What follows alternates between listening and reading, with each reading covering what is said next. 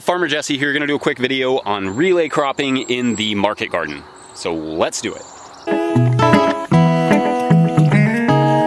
First things first, if you're not subscribed to this channel, what gives? If you are subscribed, you're awesome. So here's the thing, relay cropping. This idea is a form of companion planting or interplanting. What relay cropping is that you have a crop growing and you put the next crop into that first crop, so it's growing at the same time, so when the first crop comes out, the second crop just kind of takes over the bed. I'm doing a lot of different trials with that on our farm because one of the goals for our farm is to get to what I'm calling everbed farming, where every bed is in constant production. So it's constantly photosynthesizing year round. That's kind of a goal we have, but it takes a lot of development in the intercropping and relay cropping areas to really make that work because it's kind of insane. It's kind of insane. So what I'm gonna do today, firing range, is describe some of the different ways we've utilized this sort of relay cropping to our benefit in a market garden context. And I should also just preface this by saying I didn't invent relay cropping or intercropping. Nobody that is alive invented these things. These are very ancient techniques used by indigenous cultures to maximize space and maximize labor and get the most out of the photosynthesis. So what I'm gonna try and do today is kind of just bring it into the market garden context, starting with this zucchini right here. So let's look at it. All right, so I think I've mentioned this in previous videos, but you see these nice zucchini and an aster, mostly zucchini. But underneath of the zucchini, you can also see green onions coming up, okay? So this zucchini, when it was planted into radishes. The radishes came out, the zucchini grew up and took over the bed, okay? Before it took over the bed, I went through and sowed a few rows of green onions. So next, what'll happen is that as we've been harvesting off these for 4 or 5 weeks, so they're getting closer to being done. So once these are done producing, we'll cut these out and we'll have a little space where they were left to put in head lettuces. So then head lettuce will come in after the zucchini, but before the green onions have totally taken over the bed. So that's a relay crop. So that's one crop going into the next one, going into the next one, and maximizing that space so that there's really not but a couple weeks in between production. Should probably go without saying that this is not first year market gardening stuff. Get some experience just with basic market gardening, growing single crops, then get some experience maybe trialing different intercrops like beets under your tomatoes or lettuce under your tomatoes before you start moving on to relay cropping, because it is a little bit more complicated. You do kind of have to understand how these crops grow, how long they take, literally what they look like in the ground, when you're gonna harvest them, what the differences between all of them are. So good to get some experience with that before you start moving on to this. Let's talk about this one.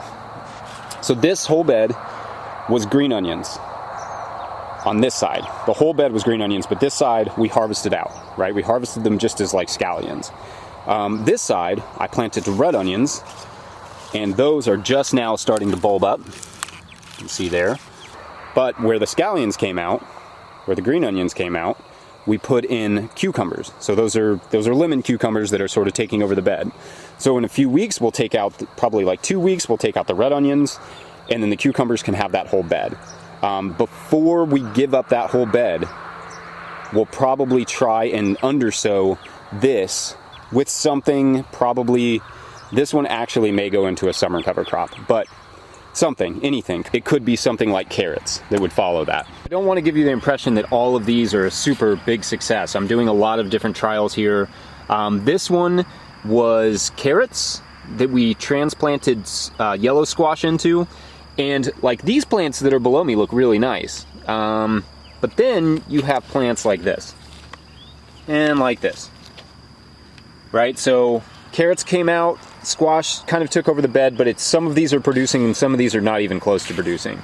Once again though, I did undersow these with green onions and they look pretty good.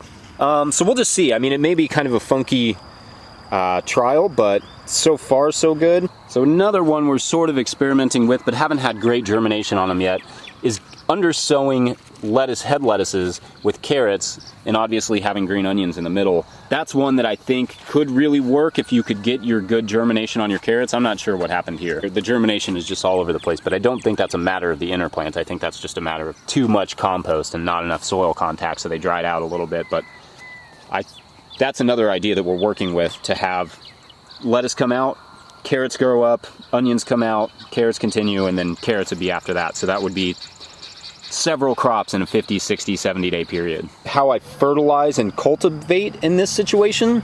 So like in this, so like for this, going back to this cucumber one, when the cucumbers went in, we put down a little bit more compost and a little bit of alfalfa meal and kelp. And then when these onions come out, we'll pull them, but we'll also yank this groovy weed that you see below it at the same time. And then we'll refertilize it. So the idea here is that we're preparing that portion of the bed, wherever the crop was, as we're pulling it. So I can't honestly say how it would go with every single crop, because every crop is going to be a little bit different. You have to be a little bit flexible. And here's like an example of that too, where we have the green onions interplanted into the lettuces, mostly head lettuces. There are some cut lettuces here. What I like about this too is it actually helps blanch the green onion a little bit. Let me see, I'll maybe just pull these and we'll eat them for breakfast. It does add a little bit of a blanch to the green onion, which I think is nice. Usually we leave the green onion bottoms in there, but so yeah, obviously we'd let these grow a little bit more. We'd probably cut out the lettuce and then cut out the green onions. Just depending on where they are in size. But with this, I've found that you really have to have your green onions started at least 2 weeks before your lettuce. So this is one that probably could have been timed just a little bit better, but it's not that bad. So this is beans with head lettuce underneath.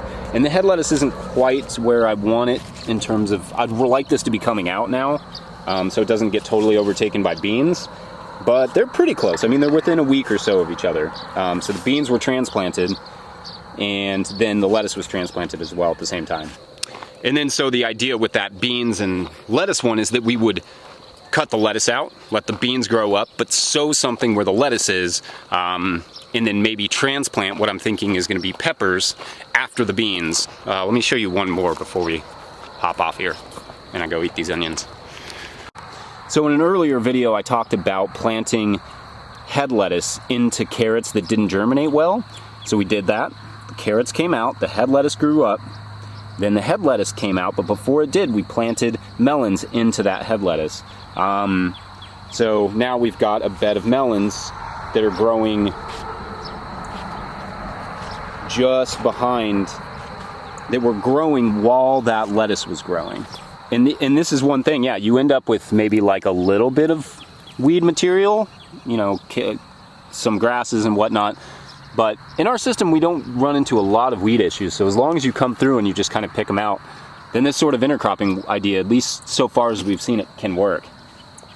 So here's another example of how this could work. So I've got potatoes kind of on the outside and beets sort of in the middle. So the beets are coming out and will entirely come out first. And then the potatoes will grow up, but that gives me a chance to plant something there down the middle. So anyway, that's relay cropping. I don't necessarily want you to run out and just start planting stuff into other stuff. Think about it, do it logically. I have a Patreon page where people give us money so that we can afford to experiment a little bit more than your average grower on a production scale context. So I'm able to do this because if I have a failure, I have a little bit of a buffer. I'm able to fail more. So let me do the failing for you. If you have any ideas for intercropping, or if you've done any that have really worked in this sort of relay crop style, let me know. I'd love to hear about them. Put them in the comments section. Like this video if you like this video. Make sure to subscribe to this channel, and we'll see y'all later. All right, bye.